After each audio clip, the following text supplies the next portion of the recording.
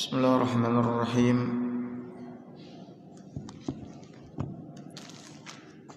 Assalamualaikum warahmatullahi wabarakatuh.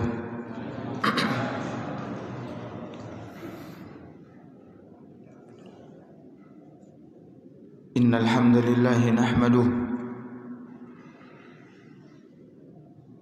wa nasta'inuhu wa nastaghfiruh wa na'udzu billahi min shururi anfusina wa sayyiati a'malina. Man yahdihillahu fala mudilla lahu wa man yudlil fala hadiya lahu. Ashhadu an la ilaha illallah wahdahu la syarika lah wa ashhadu anna Muhammadan abduhu wa rasuluh. Ya ayyuhalladzina amanu taqullaha haqqa tuqatih wa la tamutunna illa wa antum muslimun. يا أيها الناس اتقوا ربكم الذي خلقكم من نفس واحدة وخلق منها زوجها وبث منهما رجالا كثيرا ونساء واتقوا الله الذي تساءلون به والأرحام إن الله كان عليكم رقيبا. يا أيها الذين آمنوا اتقوا الله وقولوا قولا سديدا يصلح لكم أعمالكم ويغفر لكم ذنوبكم ومن يطع الله ورسوله فقد فاز فوزا عظيما. أما بعد فإن أصدق الحديث كتاب الله وخير الهدي هدي محمد صلى الله عليه وسلم وشر الأمور محدثاتها وكل محدثة بدعة وكل بدعة ضلالة وكل ضلالة في النار. Bapak Ibu hadirin hadirat jamaah subuh yang semoga senantiasa dirahmati oleh Allah Azza wa Jalla. Alhamdulillah, kita memuji Allah Subhanahu wa ta'ala karena Dialah satu-satunya zat yang pantas untuk dipuja dan dipuji. Dia adalah pencipta alam semesta. Dialah yang telah menciptakan saya, Bapak Ibu sekalian. Dia juga yang telah memberikan rizki kepada kita. Dia juga yang telah menundukkan segala sesuatu di dunia ini untuk kemaslahatan kita. Dia yang mengatur alam semesta ini sehingga tidak ada yang saling berbenturan. Kita memuji Allah Subhanahu wa ta'ala, zat yang maha besar. Kita memohon pertolongan kepadanya dan kita juga meminta ampun atas segala dosa dan kesalahan yang kita kerjakan. Kita berlindung kepada Allah Azza wa Jalla sebagaimana Allah perintahkan kepada kita untuk berlindung kepadanya. Qul a'udzu birabbin nas. Katakan, aku berlindung kepada Rabbnya manusia, Raja manusia. Kita berlindung kepadanya dari keburukan diri kita, keburukan jiwa kita yang terus menerus menyuruh kita kepada keburukan. Dan kita berlindung kepadanya dari keburukan amal perbuatan kita. Siapa yang diberikan hidayah oleh Allah Azza wa Jalla, diberikan petunjuk, maka tidak seorang pun di permukaan bumi ini yang dapat menyesatkannya. Tidak seorang pun. Sekalipun ribuan manusia, bahkan jutaan manusia berusaha untuk menyesatkannya, maka dia tidak akan sesat setelah diberikan petunjuk oleh Allah Azza wa Jalla. Begitu juga sebaliknya Bapak Ibu sekalian, siapa yang disesatkan oleh Allah, maka tidak seorang pun yang saya bersaksi bahwasannya tidak ada ilah yang berhak diibadati dengan benar kecuali Allah Subhanahu wa taala yang Maha Esa dan tidak ada sekutu baginya. Dan saya juga bersaksi bahwasannya Nabi Muhammad sallallahu alaihi wasallam adalah rasul utusan Allah Subhanahu wa taala. Bapak Ibu hadirin hadirat yang dimuliakan oleh Allah Azza wa Jalla, bertakwalah kepada Allah Azza wa Jalla, apalagi di saat seperti ini, karena takwa adalah sebab kebahagiaan. Takwa adalah jalan keselamatan. Takwa adalah sebab keluar dari berbagai macam kesulitan. Takwa adalah sebaik-baik bekal yang kita bawa menghadap Allah Azza wa Jalla. Takwa adalah kunci surga, dan takwa adalah sebaik-baik pelindung dari siksaan api neraka. Maka bertakwalah kepada Allah Azza wa Jalla dimanapun dan kapanpun, dengan melaksanakan perintah Allah. Laksanakan perintah Allah, karena agama Islam ini berisi perintah. Ketika kita belajar Islam, kita akan mendapatkan perintah. Ini yang diperintahkan oleh Allah Azza wa Jalla. Allah ciptakan kita untuk diperintah, untuk disuruh, sehingga kita nggak boleh berat untuk melaksanakan perintah Allah. Kita diciptakan oleh Allah memang untuk itu. Kau diberikan rizki oleh Allah memang untuk itu. Diberikan nikmat oleh Allah memang untuk disuruh menjadi budak Allah, menjadi hamba Allah Azza wa Jalla. Laksanakan perintah Allah Azza wa Jalla sesuai dengan syariat yang dibawa oleh Rasulullah SAW. Karena Allah tidak diibadati melainkan harus sesuai dengan syariat yang dibawa oleh Rasulullah SAW. Yang beribadah kepada Allah tidak sesuai dengan syariat Rasul, tidak dikatakan beribadah. Tidak dikatakan beribadah. Harus sesuai dengan syariat Rasul. Dan itu adalah konsekuensi dari ucapan kita Muhammad Rasulullah sallallahu alaihi wasallam. Siapapun yang mengatakan Muhammad Rasulullah, maka dia harus mengesahkan Nabi Muhammad di dalam ittiba', di dalam mengikuti Rasul. Dia tidak mengikuti fulan, allan, tidak. Yang dia ikuti di dalam beragama Rasul. Ketika dia menyatakan la ilaha illallah, tidak ada ilah yang berhak diibadati dengan hak kecuali Allah, dia esahkan Allah di dalam ibadah. Begitu juga di dalam syahadat Muhammad Rasulullah, dia esahkan Rasul di dalam ittiba', mengikutinya.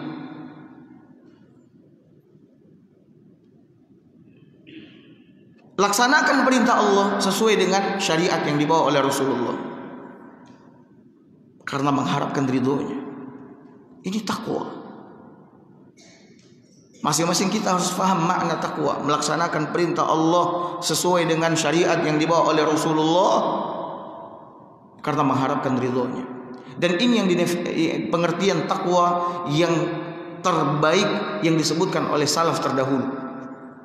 Yang pertama Habib At-Talq rahimahullahu ta'ala. Kemudian tinggalkan segala larangan Allah. Apa saja yang Allah larang, tinggalkan. Karena kembali, agama adalah perintah dan larangan. Ada perintah, ada larangan. Kalau kita baca Al-Quran, kita akan temukan ada perintah, ada larangan. Kita baca hadis, ada perintah, ada larangan. Memang untuk ini kita diciptakan. Bukan seperti yang dianggap oleh sebagian orang, kita diciptakan abath, sia-sia, enggak ada tujuan. Enggak. Allah katakan, afahasibtum annama khalaqnakum abathaw wa annakum ilaina la turja'un. Apa kalian mengira kami ciptakan kalian itu abath, tidak kami suruh dan tidak kami larang, dan kalian tidak dikembalikan kepada kami? Tidak. Kalian justru kami ciptakan, kata Allah, untuk kami suruh, untuk kami larang, dan kemudian kalian akan kembali kepada kami untuk kami hisab, untuk kami berikan balasan. Saya, Bapak Ibu sekalian, kita akan kembali kepada Allah. Untuk apa? Untuk dihisab, untuk mempertanggungjawabkan apa yang sudah kita amalkan di dunia ini. Tinggalkan larangan Allah sesuai dengan syariat yang dibawa oleh Rasulullah, karena takut akan siksaannya. Makanya tidak ada wasiat yang paling besar di dalam Al-Quran selain daripada wasiat taqwa. Wasiat taqwa adalah sebesar-besar wasiat yang Allah wasiatkan kepada kita dan kepada orang-orang sebelum kita. Dan Nabi SAW ketika dimintai wasiat oleh sahabatnya, pada saat beliau memberikan nasihat yang membuat air mata sahabat bercucuran, yang membuat hati para sahabat benar-benar tersentuh. Mereka mengatakan, ya Rasulullah, sepertinya ini wasiat orang yang akan pergi jauh dan tidak akan kembali. Maka apa wasiat yang engkau berikan kepada kami ya Rasulullah? Apa nasihat engkau buat kami ya Rasulullah yang kami akan pegang nasihat itu agar kami selamat dunia dan akhirat? Wasiat yang pertama beliau sampaikan, usikum bitaqwallah. Aku wasiatkan kepada kalian untuk bertakwa kepada Allah Azza wa Jalla. Bertakwalah kepada Allah, terus bertakwa. Sampai kapan Ustaz kita bertakwa? Sampai mati. Sampai mati. Adapun setelahnya, Bapak Ibu sekalian, ketahuilah sebaik-baik perkataan adalah Al-Quranul Karim, dan sebaik-baik petunjuk adalah petunjuknya Rasulullah sallallahu alaihi wasallam. Dan seburuk-buruk perkataan dan seburuk-buruk perbuatan adalah perbuatan mengada-ada di dalam agama. Perbuatan mengada-ada di dalam agama. Dan setiap perbuatan yang mengada di dalam agama adalah bid'ah, dan setiap bid'ah adalah sesat, dan setiap kesesatan berada di neraka. Bapak Ibu sekalian, kita lanjutkan kajian kita. Terakhir kita telah menjelaskan tentang makna la ilaha illallah. Makna la ilaha illallah yaitu la ma'budu bihaqqin illallah. Tidak ada ilah sesembahan yang berhak diibadati dengan hak kecuali Allah. Bukan seperti yang difahami oleh banyak orang, la ilaha illallah, tidak ada Tuhan selain Allah. Bukan ini maknanya. Tidak ada Tuhan selain Allah. Ini adalah makna yang rancu, karena dapat difahami bahwa setiap yang diibadati, baik peribadatannya benar ataupun batil, itu adalah Allah. Karena tidak ada Tuhan selain Allah. Dan yang diibadati oleh manusia di dunia ini sangat banyak. Yang dituhankan oleh manusia di dunia ini sangat banyak. Orang-orang Nasrani menuhankan siapa? Yesus. Berarti kalau tidak ada Tuhan selain Allah, Yesus adalah siapa? Allah. Kemudian orang Yahudi menuhankan siapa? Menuhankan Uzair, menuhankan berhala. Orang Buddha menuhankan berhala, dewa. Orang Hindu menuhankan berhala. Orang Majusi menuhankan api. Kalau makna tidak ada Tuhan selain Allah, setiap yang dituhankan oleh manusia adalah siapa? Allah. Makanya makna la ilaha illallah bukan itu. Makna la ilaha illallah, la ma'budu bihaq illallah. Tidak ada yang diibadati dengan hak, dengan hak, kecuali siapa? Allah. Berarti yang diibadati selain Allah adalah peribadatan yang apa? Batil. Maka harus ada kata hak. Tidak ada yang diibadati dengan hak, dengan benar, kecuali Allah. Makanya di dalam Al-Quran Allah mengatakan dzalika bi annallaha huwal haq. Yang demikian itu karena Allah lah yang berhak diibadati dengan hak. Wa anna ma yad'unahu min dunillahi huwal batil. Dan apa saja yang mereka ibadati selain Allah adalah batil. Ini sudah kita jelaskan di pertemuan sebelumnya. Kemudian Bapak Ibu tentang syarat la ilaha illallah. Ini sekadar mengulang sebelum kita lanjutkan. Syarat la ilaha illallah ada 7. Hafalkan baik-baik. Agar la ilaha illallah itu memberikan faedah kepada kita, berkhasiat buat kita, membawa kita ke surga, membentengi kita dari neraka, maka penuhi syaratnya. Dan para ulama menyebutkan syarat la ilaha illallah ada 7 berdasarkan nas Al-Quran dan sunnah Nabi sallallahu alaihi wasallam. Yang pertama adalah ilmu, memahami, mengetahui maknanya. La ilaha illallah bukan kalimat yang hanya diucapkan oleh lisan, tapi dia adalah kalimat yang diucapkan oleh lisan, diyakini oleh hati, dan dibuktikan dengan amal perbuatan. Dan kita harus paham makna la ilaha illallah. Allah yang menyuruh kita, fa'lam, ilmui, fahami oleh kalian apa? Annahu la ilaha illallah, bahwasanya tidak ada ilah yang berhak diibadati dengan hak kecuali Allah. Ini yang pertama. Yang kedua, syarat la ilaha illallah yang kedua adalah al-yaqin, yakin atau meyakininya. Dia mengucapkan la ilaha illallah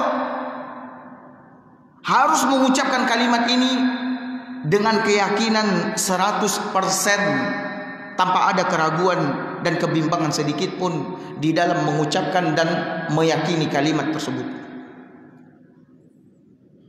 Harus yakin, tidak boleh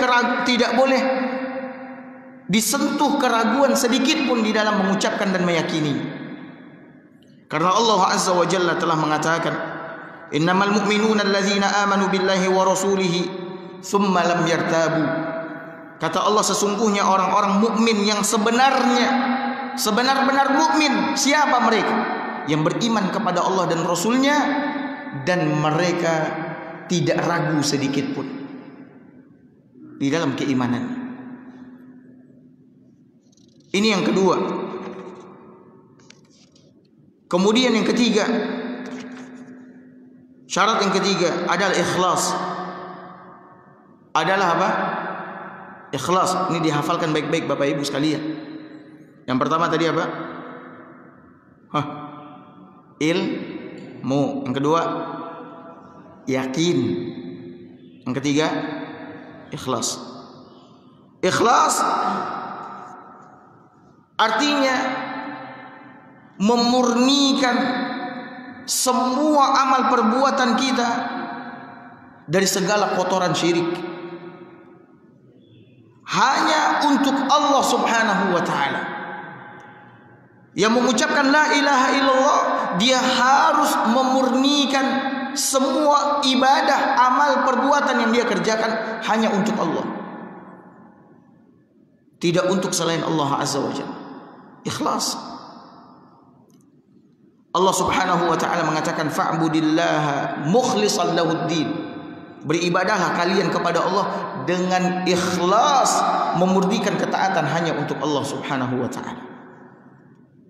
Yang ketiga, ilmu, yakin, ikhlas. Kemudian yang keempat, as-sidq, jujur. Jujur. Di dalam mengucapkan kalimat ini kita harus jujur, yang disertai oleh pembenaran hati. Tidak seperti orang-orang munafik yang menampakkan kesolehannya kepada kita, tapi batinnya buruk, batinnya kufur, Lisannya mengucapkan la ilaha illallah, tapi hatinya mendustakan, tidak jujur. Dan ini adalah sifat orang-orang munafik yang Allah sebutkan di awal-awal surat Al-Baqarah. Allah mengatakan, wa minan nasi man yaqulu amanna billahi wa bil yaumil akhir wa ma hum bimu'minin. Di antara manusia ini ada yang mengatakan kami beriman kepada Allah, kami beriman kepada hari akhirat, tapi mereka sebenarnya tidak beriman. Yukhadi'un Allah walladzina amanu. Mereka berusaha untuk menipu Allah dan orang-orang yang beriman. Wa ma yakhda'una illa anfusahum wa ma yash'urun.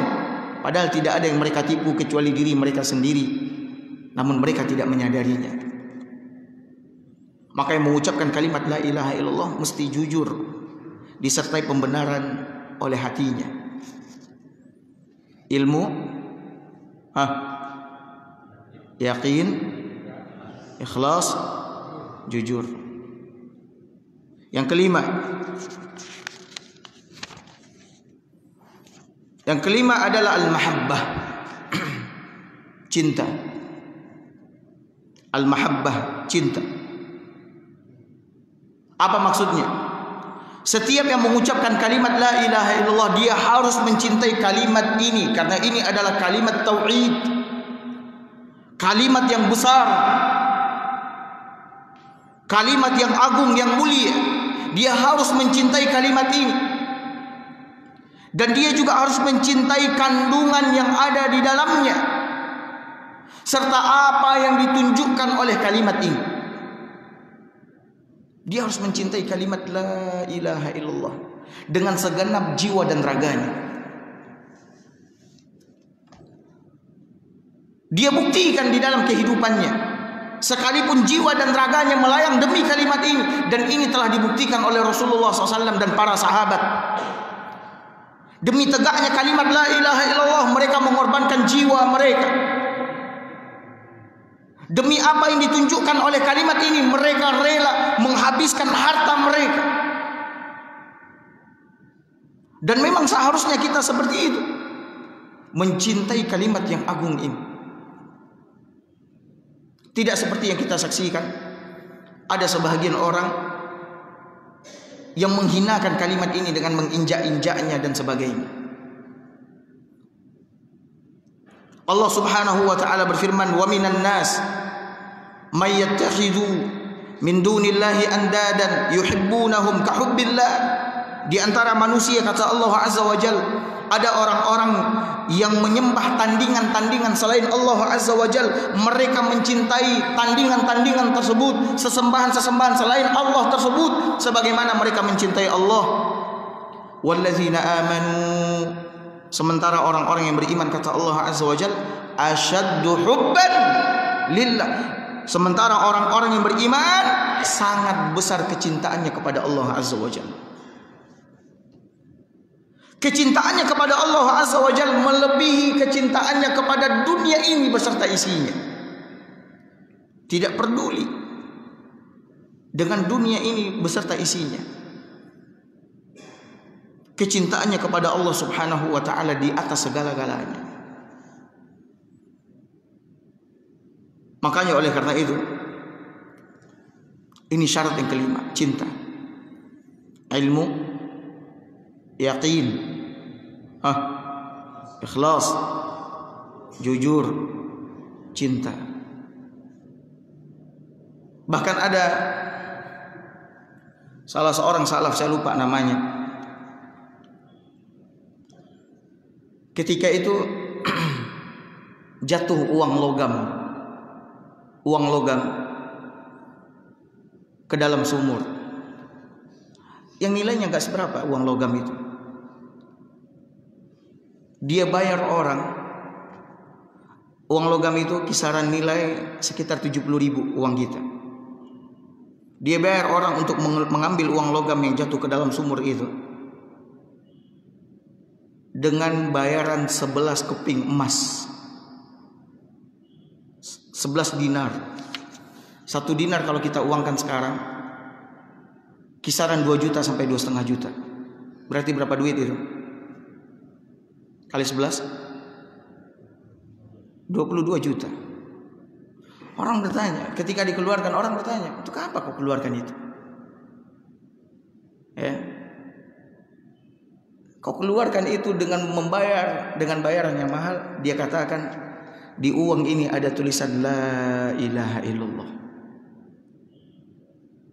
Karena itu saya keluarkan. Subhanallah. Rela dia keluarkan, dia bayar orang dengan uang yang banyak, dan tentunya dia memiliki uang yang banyak. Ya, untuk mengeluarkan uang logam tersebut yang bertuliskan la ilaha illallah di situ. Kecintaan yang sangat besar kepada kalimat ini, kepada apa yang ditunjukkan oleh kalimat ini. Ya, tidak peduli sekalipun mengorbankan jiwa dan raga. Kemudian yang keenam, yang keenam adalah al-inqiyad, tunduk dan patuh. Siapapun yang mengucapkan kalimat la ilaha illallah, dia harus tunduk, dia harus patuh terhadap apa yang ditunjukkan oleh kalimat ini. Apa yang ditunjukkan oleh kalimat ini? Pertama, beribadah hanya kepada Allah. Dia harus beribadah hanya kepada Allah semata. Tidak boleh menyekutukan Allah dengan sesuatu apapun. Tidak boleh berbuat syirik, beribadah kepada selain Allah. Karena sesungguhnya Allah tidak ridho, sedikit pun tidak ridho dipersekutukan dengan sesuatu apapun di dalam beribadah kepadanya. Tidak dengan malaikat yang dekat dengan Allah ataupun dengan Nabi yang diutus. Allah tidak ridho. Kalau ada orang yang beribadah kepada Jibril adalah penghulunya para malaikat, malaikat yang paling besar, malaikat yang paling mulia, malaikat yang paling dekat dengan Allah Azza wa Jalla. Dia beribadah kepada Jibril, Allah tidak ridho. Kalau ada orang yang beribadah kepada Nabi Muhammad, penghulunya para nabi, pemimpinnya seluruh para nabi dan rasul, nanti di akhirat dia beribadah kepada Nabi Muhammad, meminta kepada Nabi Muhammad, menyembah kepada Nabi Muhammad, Allah tidak ridho. Allah tidak ridho. Terbayang oleh Bapak Ibu sekalian, kalau sama Jibril dan Nabi Muhammad SAW saja Allah tidak ridho, maka bagaimana dengan orang-orang yang menyembah selain daripada Jibril dan Nabi Muhammad SAW, yang menyembah batu, yang menyembah setan, yang menyembah mayit. Allah tidak ridho. Maka yang mengucapkan kalimat la ilaha illallah, dia harus mempersembahkan ibadahnya hanya kepada Allah, tidak boleh kepada selain Allah. Dia harus memperuntukkan ibadahnya hanya kepada Allah semata. Bukan untuk manusia, bukan untuk jabatan, bukan untuk harta dunia, bukan untuk jin, bukan untuk setan dan lain sebagainya, tapi untuk Allah Subhanahu wa taala. Kemudian tunduk dan patuh terhadap syariat-syariatnya. Yang mengucapkan la ilaha illallah harus sam'an wa ta'ah, karena itu syaratnya. Karena kalau tidak demikian, maka kalimat la ilaha illallah yang kau ucapkan tidak ada artinya. Allah menyuruh kita untuk mengucapkan la ilaha illallah agar kita tunduk dan patuh kepada apa yang ditunjukkan oleh kalimat itu, kepada syariat-syariat yang ada di dalam kalimat tersebut. Allah wajibkan kita salat 5 waktu sam'an wa ta'ah. Allah wajibkan kita membayar zakat setiap tahunnya kepada orang-orang kaya, sam'an wa ta'ah. Allah wajibkan kita berpuasa di bulan Ramadan, sam'an wa ta'ah. Allah wajibkan kita haji ke Baitullah, sam'an wa ta'ah. Allah wajibkan kepada ibu-ibu ketika keluar dari rumah menutup aurat, mengenakan hijab yang syar'i, sam'an wa ta'ah. Allah wajibkan kita untuk mengikuti Nabi SAW, meneladani Nabi, mengikuti sunnah Nabi, meninggalkan segala macam bentuk perbuatan mengada-ngada di dalam agama, sam'an wa ta'ah. Itu adalah konsekuensi dari mengucapkan kalimat la ilaha illallah. Jangan dibantah, jangan ditentang.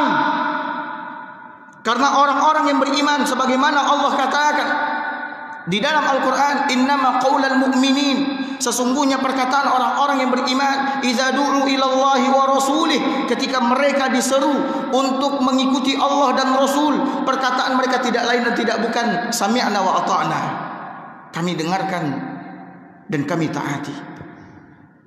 Tidak membantah dengan logika kita yang singkat, dengan akal kita yang terbatas, tidak membantah dengan perasaan kita, akan tetapi sam'an wa ta'ah, harga mati di hadapan syariat, sam'an wa ta'ah. Jangan lagi diakal-akali, jangan lagi ditentang, ditolak dengan akal kita, logika kita, karena agama ini bukan logika. Agama ini adalah wahyu dari Allah Azza wa Jalla yang wajib untuk kita dengarkan dan kita taati. Allah Subhanahu wa taala berfirman di dalam Al-Quran tentang masalah tunduk dan patuh. Ya, Allah katakan, wa anibu ila rabbikum wa aslimu lah. Kata Allah, kembalilah kalian kepada Rabb kalian, yaitu Allah Azza wa Jalla, dengan melakukan ketaatan, bertaubat kepadanya. Kembalilah kalian kepada Allah Azza wa Jalla. Wa aslimulah, dan menyerahlah kalian kepadanya. Kita disuruh menyerah kepada Allah Azza wa Jalla, bukan disuruh untuk melawan, menentang, tapi disuruh menyerah. Orang menyerah itu pasti patuh dan tunduk kepada siapa dia menyerahkan diri. Dan ini sudah kita jelaskan di pertemuan yang lalu-lalu tentang makna Islam. Kata kunci Islam itu satu, Bapak Ibu sekalian, menyerah. Yang mengaku Islam menyerah. Sama siapa kita menyerah, Ustaz? Sama Allah Azza wa Jalla. Sama Allah Azza wa Jalla. Engkau mengaku Islam, kau harus menyerah sama Allah Azza wa Jalla. Tapi kalau kau mengaku Islam, kau belum menyerah sama Allah Azza wa Jalla, maka Islammu dipertanyakan. Menyerah. Maka tidaklah datang perintah Allah atau larangan Allah di dalam Al-Quran, melainkan kita harus menyerah. Atau melalui lisan Nabi SAW, melalui hadis dan sunnahnya, melainkan kita harus menyerah. Tidak boleh membantah, tidak boleh menentang, tidak boleh melawan. Menyerah kepada Allah Subhanahu wa taala. Min qabli ay ya'tiyakumul azab thumma la tunsarun, sebelum datang kepada kalian azab, kata Allah Azza wa Jalla, kemudian setelah itu kalian tidak dapat lagi ditolong. Kalian tidak lagi dapat ditolong. Maka menyerahlah dari sekarang pada Allah Azza wa Jalla. Itu syarat yang keenam, tunduk patuh. Kita ulang lagi, ilmu, yakin, ikhlas, jujur, cinta, tunduk. Yang ketujuh, qabul, menerima. Yang ketujuh, menerima. Maksudnya apa? Menerima kandungan dan konsekuensi dari kalimat syahadat ini. Tidak dongkol, tidak protes, tidak cemberut. Disuruh sholat jangan cemberut, disuruh mengenakan hijab jangan cemberut, disuruh meninggalkan riba jangan cemberut, jangan protes, terima. Disuruh beribadah hanya kepada Allah Azza wa Jalla, jangan cemberut, jangan protes, jangan melawan, terima. Masa kami tinggalkan ini, Ustaz? Masa kami tinggalkan ini, Ustaz? Masa kami tinggalkan ini, Ustaz? Subhanallah. Konsekuensi dari kalimat la ilaha illallah, kita harus menerima apa saja yang ada di dalam kandungan kalimat la ilaha illallah dan menerima konsekuensinya. Jangan protes juga lagi. Ya, jangan protes. Terima apa saja yang datang dari Allah, yang bersumber dari kalimat la ilaha illallah, kita wajib untuk menerimanya. Jangan lagi membantah, jangan lagi memprotes. Ya, jangan lagi. Dan seperti inilah seharusnya orang-orang Islam yang mengucapkan la ilaha illallah, menerima semua ketentuan Allah. Termasuk di antara konsekuensi dari kalimat la ilaha illallah, menerima takdir yang Allah tetapkan sekarang ini. Pandemi COVID-19. Terima. Jangan lagi protes, cemberut, mengeluh seakan-akan kita tidak menerima apa yang ditakdirkan oleh Allah. Ini enggak lepas dari takdir Allah Azza wa Jalla. Tidak lepas dari takdir Allah. Takdir secara umum telah Allah tuliskan seluruhnya 50.000 tahun sebelum penciptaan langit dan bumi, termasuk COVID-19 ini. Apa yang mau kita proteskan? Apa yang mau kita cemberutkan? Kita dongkolkan di hati kita. Gara-gara ini penghasilan saya berkurang. Gara-gara ini saya nggak bisa bekerja. Gara-gara ini saya di PHK. Kan banyak kita saksikan sekarang. Gara-gara ini dan sebagainya, kita begini dan begitu. Kita harus sabar. Makanya rukun iman yang terakhir itu apa? Iman kepada takdir. Orang yang beriman kepada takdir tidak pernah cemberut, tidak pernah protes, tidak pernah membantah apa yang telah ditetapkan oleh Allah Azza wa Jalla.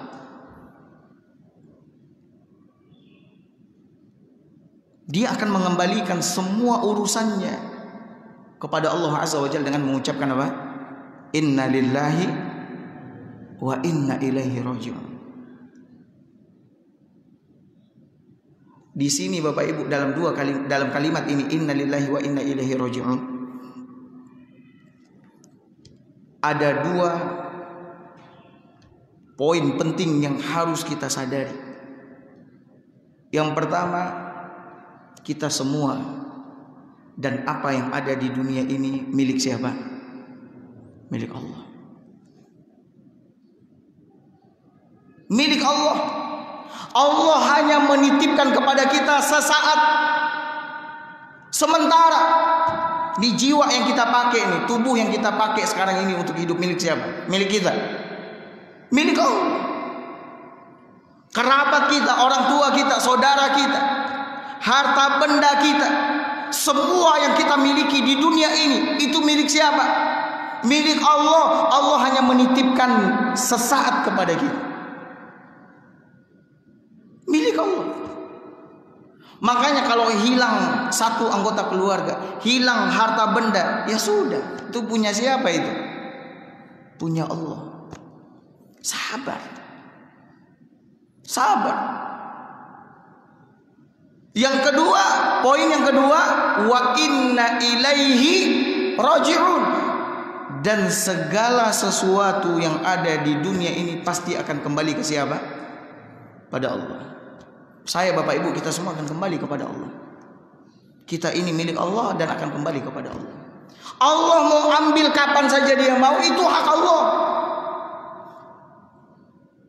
Allah mau mengambil kapanpun apa saja yang ada di kita, itu hak Allah Azza wa Jalla, karena Allah hanya menitipkan kepada kita. Sadari ini di dalam kehidupan kita ini, maka insya Allah kita akan menerima apapun yang menimpa kita. Apapun yang menimpa kita, kita akan terima. Kita tidak akan cemberut, kita tidak akan protes, ya, kita tidak akan dongkol, berat hati terhadap apa yang telah ditakdirkan oleh Allah Azza wa Jalla. Maka terima semuanya Bapak Ibu sekalian, terima semuanya. Apa yang ada di dalam kalimat syahadat tersebut, la ilaha illallah, terima semua, baik syariat-syariatnya maupun takdir yang dia tetapkan. Dasarnya mana Bapak Ibu sekalian? Dasarnya firman Allah dalam surat As-Saff, innahum kanu idza qila lahum la ilaha illallah yastakbirun. Ini orang-orang kafir dahulu. Kata Allah Azza wa Jalla, sesungguhnya dahulu apabila dikatakan kepada mereka, orang-orang kafir dahulu, la ilaha illallah, ucapkan la ilaha illallah, Apa kata Allah Azza wa Jalla di dalam Al-Quran? Yastakbirun. Mereka menyombongkan diri. Mereka menyombongkan diri. Tidak mau menerimanya, tidak mau mengucapkannya, tidak mau mengikutinya. Mereka sombongkan diri mereka dengan mengatakan wa yaqulun, mereka mengatakan a inna latariku alihatina li syairin majnun. Apakah kami ini akan meninggalkan sesembahan-sesembahan kami, ini tuhan-tuhan kami, berhala-berhala yang kami sembah sejak dahulunya. Kami tinggalkan ini semua karena penyair yang gila ini. Penyair yang gila yang mereka maksudkan siapa? Nabi Muhammad sallallahu alaihi wasallam. Makanya Bapak Ibu sekalian, sebagai seorang muslim yang mengucapkan kalimat tauhid la ilaha illallah, penuhi 7 syarat yang telah kita sebutkan. Kita ulang lagi. Pertama, ilmu, yakin, ikhlas, jujur, cinta, tunduk, menerima. Penuhi 7 syarat ini Bapak Ibu, maka kalimat la ilaha illallah akan menuntun Bapak Ibu ke surga. Penuhi 7 syarat ini Bapak Ibu sekalian, maka kalimat la ilaha illallah akan menjadi benteng dari panasnya api neraka Allah. Karena la ilaha illallah adalah kunci surga. Kunci surga. Akan tetapi sebagaimana dikatakan oleh salaf terdahulu, setiap kunci pasti memiliki apa?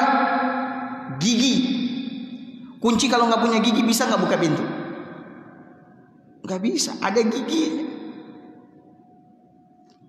Nah, giginya itulah syarat-syarat yang tadi kita sebutkan. Sekarang Bapak Ibu sekalian, bahasan kita rukun la ilaha illallah. Rukun. Saya mau tanya, rukun itu apa rukun? Rukun sholat. Apa rukun?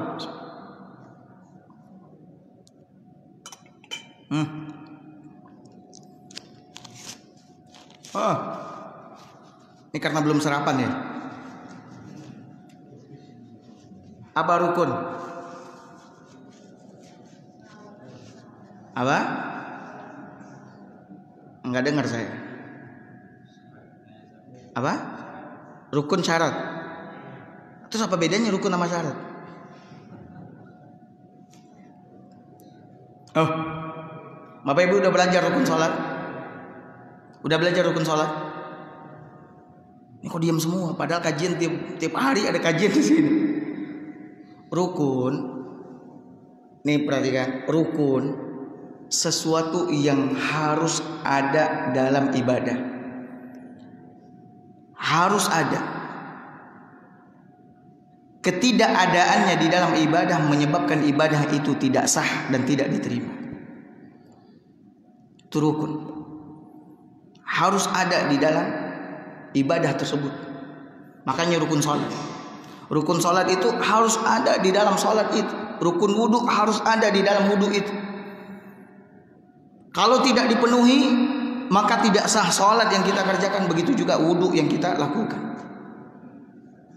Nah, la ilaha illallah memiliki rukun. Memiliki rukun.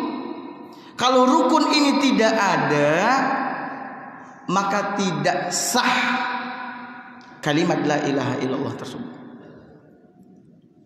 Rukunnya ada 2. Bapak Ibu hafalkan baik-baik. Rukunnya ada 2. Nanti saya tanya lagi. Yang pertama, rukun la ilaha illallah yang pertama adalah an-nafyu. An-nafyu, atau kalau bahasa mudahnya nafi. Diingat ya, nafi.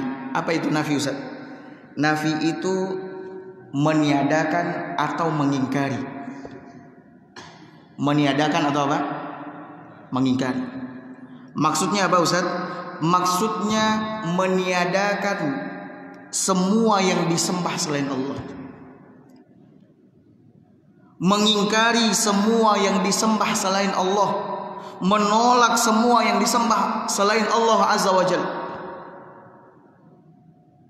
Ini rukun. mesti ada di dalam kalimat la ilaha illallah yang kita ucapkan. Ketika kita melihat orang-orang menyembah selain Allah, kita wajib apa? Menafikannya, kita wajib mengingkarinya, kita wajib menolaknya, kita wajib membencinya. Jangan anteng-anteng aja ngelihat orang menyembah kuburan, menyembah patung, menyembah ini. Penuhi rukun ini. Nafi, tiadakan semua sesembahan selain Allah. Dari mana kita ambil rukun yang pertama ini? Dari kalimat la ilaha.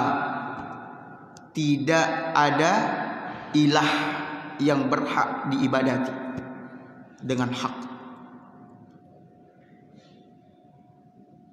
Maka tiadakan semuanya Bapak Ibu sekalian. Tiadakan semuanya. Ingkari semua sesembahan selain daripada Allah.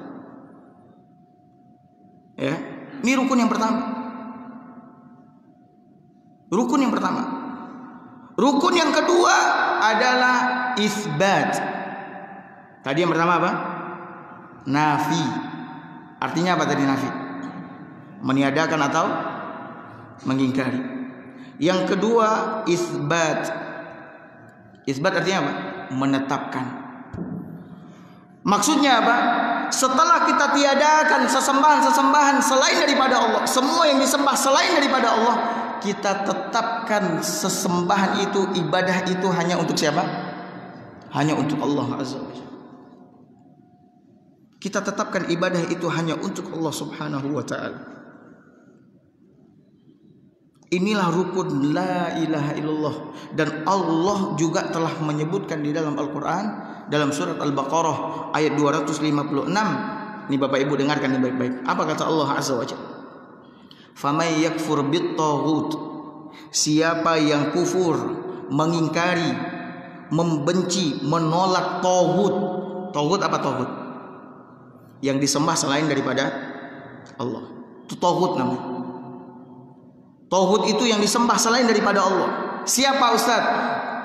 Puncaknya syaitan, iblis. Puncaknya adalah siapa? Syaitan, iblis. Kemudian berhala-berhala yang disembah oleh manusia. Kemudian orang yang menyuruh manusia untuk menyembah dirinya, untuk rukuk sujud kepadanya. Kemudian orang yang disembah oleh manusia dan dia ridho. Disembah sama manusia dia ridho, dia suka. Ini termasuk apa ini? Taghut. Maka jangan pernah ridho sekalipun. Jangan pernah ridho sekalipun ketika ada orang menyembah kita. Jangan. Pernah ada beberapa orang sahabat diutus oleh Nabi SAW ke negeri Syam sana. Ketika sahabat-sahabat tersebut berada di negeri Syam, mereka melihat orang-orang Nasrani, orang-orang Nasara itu rukuk dan sujud kepada pendetanya. Rukuk dan sujud kepada siapa? Pendeta. Kata sahabat, sesungguhnya Rasulullah SAW jauh lebih mulia daripada dia. Maka ini lebih pantas untuk dilakukan kepada siapa? Pada Rasulullah SAW. Ketika mereka kembali ke kota Madinah, mereka lakukan itu. Dilarang sama Nabi. Kata Nabi, kenapa kalian melakukan itu? Ya Rasulullah, kami ketika pergi ke negeri Syam, kami melihat begini dan begitu.